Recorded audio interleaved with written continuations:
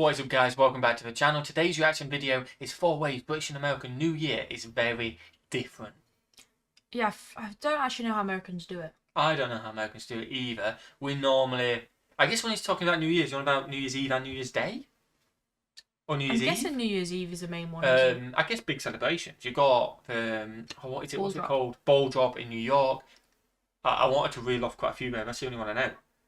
I'm guessing they do fireworks everywhere. I'm guessing every city probably does fireworks, don't they? Please let us know in the comments below what it is. I'm guessing every state definitely have somewhere will do big fireworks. Yeah. But let us know in the comments below.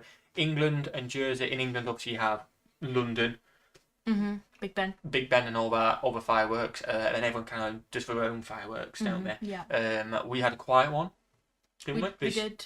Archie's first New Year's Eve, we went to your sister's for a bit, then chilled. Archie stayed up till midnight as well. You did? We did as well. And then New Year's Day, what did we do?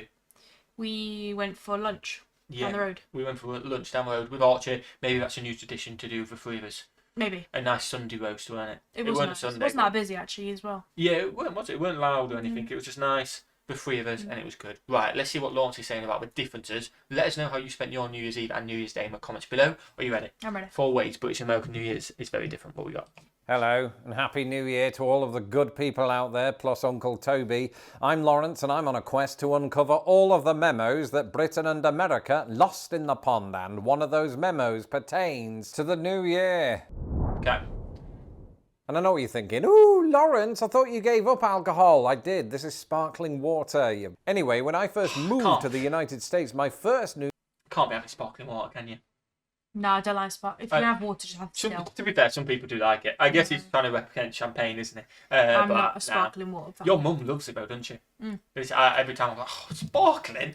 You should have owned it. I'm not a fan. New Year celebration didn't seem much different to those that I experienced back in Britain. But then, as the years went on, I started to notice that I'd been completely and utterly a little bit incorrect. Because while both countries do the countdown to midnight and drink and indulge in fireworks, the way we do these things, as well as other traditions, does differ on either side of the pond. And if you've somehow gone the whole of 2023 without subscribing to this channel, do that now.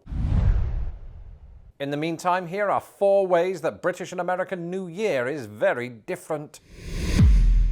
Good luck. The first of these is the ways in which both countries try to engineer good luck going into the new year. What do I mean by that? Well, for some answers, I'm going to hand you off to YouTube sensation Lawrence Brown, who is me. In Scotland, and by extension parts of northern England, there's a tradition called first footing, in which the first person to enter a home on January 1st brings good luck for the rest of the year. Now, this doesn't include burglars. Okay, well, that's interesting. I've never heard that. I've never heard that before. I'm from the very south. I mean, we were in the flat on New Year's, so when we left, who entered first? I think I entered first, didn't I? After we'd left. I have no idea. I need to put a lottery ticket on, don't I? No. It's too late now. It's gone past the first. I've never heard that before. You? I've never heard that. Yeah. No. There you go. We're talking about family members or friends of the people who live in the house. And it's not always true, because for me, last January 1st, the first person to enter my house was Chainsaw Jim, who subsequently stole my fence. But it is a tradition that plays a big role in the Scottish Hogmanay tradition. In the US, specifically in the South, the biggest good luck charm is the black-eyed peas. Just black-eyed peas, not the band, food. Consumption of the black-eyed pea dish, Hoppin' John, on New Year's Day is seen as a harbinger of good luck for the year ahead, unless it's me doing the cooking. You would not believe how much of an impact time zones can have on one's New Year celebrations. Like it's not like America celebrate New Year. It's like, time. America's like England, everyone celebrates at the same time. It's a lot smaller. No, you've got this section of the East are doing it, and then the middle are doing it, and then the West are doing it. Yeah, but even like it's New Year's in Australia or whatever as well. Oh yeah, they're way before everyone. Like a whole day before, like 12 hours before, isn't it? No, definitely.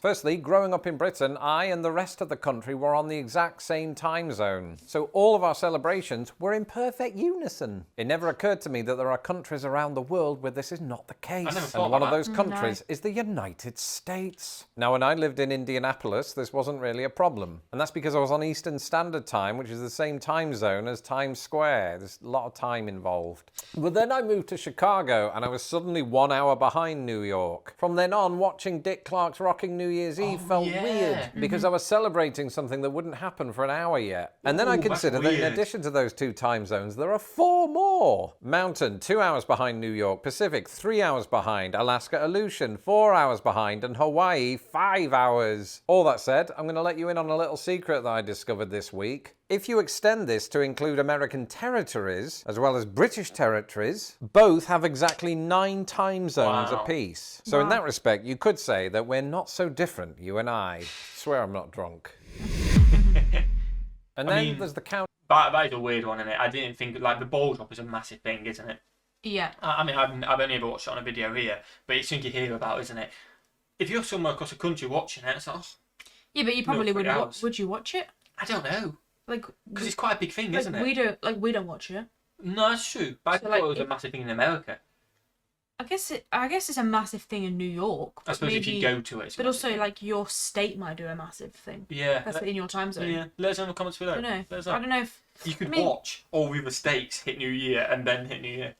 Yeah, you could. Countdown itself, and in Britain, all eyes turn to the Elizabeth Tower, or as it's known to purists, Big Ben. And even those purists will be quick to point out that traditionally Big Ben was the name of the bell and not the tower, but I digress. In hindsight, I suppose it's weirdly logical to count down to the new year by staring at one of the world's most famous clocks. And for me, the sound of Big Ben's gong, which I promise isn't rude in any way, will forever be synonymous with the passing of one year to the other. In America, we watch a ball drop. Again, that's not dirty. And that's because the ball in question is massive and made out of crystal. And instead of taking place in the country's capital city, which probably wouldn't allow buildings of this height, the ball is dropped in New York. And I don't really know what happens once the ball reaches its final destination. Does it smash into a million pieces? Because that would mirror the fate of most of my champagne glasses. Actually, I'm just hearing from an article that I read online that it does not smash, it comes to a rest. Which on the one hand is good, but on the other doesn't make for such a resting television. Auld Lang Syne. Is there any song out there more synonymous with the new year? Happy New Year. Oh, that's the song, is it? See, this is interesting actually, because I used to go to my aunt and uncle's every year up until pretty much I moved to Jersey, and I've been. Oh, a few. Yeah, you've been a few times. I think up until like 2 years ago. And you get your hands like that, and you hold hands, and it's like na na na na na na. I don't know the words. Ba, ba, ba, ba, ba. No one knows the words. Not gonna lie, a lot of people do. I think I've been to New Year's Eve probably twice there, and I think every time I thought, "What is this?" Yeah, but that is a common thing, and I'm pretty sure that's that. But I never know the words, so I just hum it. Maybe it is that then. People are singing the words, and it's like doing that, and you do it bang on New Year's. Like you've done it. Like you say, you've done it. Yeah. But you kept saying to me, "What is this?" Yeah. No one ever does this. Yeah, because I've never seen anyone do that. They do. And at this But I've never point, been to any New Year's Eve parties, to be fair. Oh, fair enough. So I wouldn't do it with my mum in my kitchen. Well, you did it. thinking, Lawrence, I know for a fact that Auld Lang Syne is sung in both Britain and America, so what's going on? You see, this song became synonymous with the New Year in both countries at different times and for different reasons. Oh, wow. In fact, the song's lyrics were the work of renowned Scottish poet Robert Burns, who, while adopting an existing traditional tune, came up with the piece in 1788. And shortly thereafter, 2 things happened with this song. Firstly, it became associated with Scottish New Year celebrations, and secondly, it would shortly do the same in the rest of Britain. And at this time, you may or may not know that Britain was forming a colonial empire, and the tradition spread to many of its colonies. But absent from that list was the United States. This perhaps owes a lot to the fact that by then, the United States had become the first country to gain independence from the British, and from the 19th century was forming holiday traditions of its own. So then when did Auld Lang Syne take off here? And the answer is easy.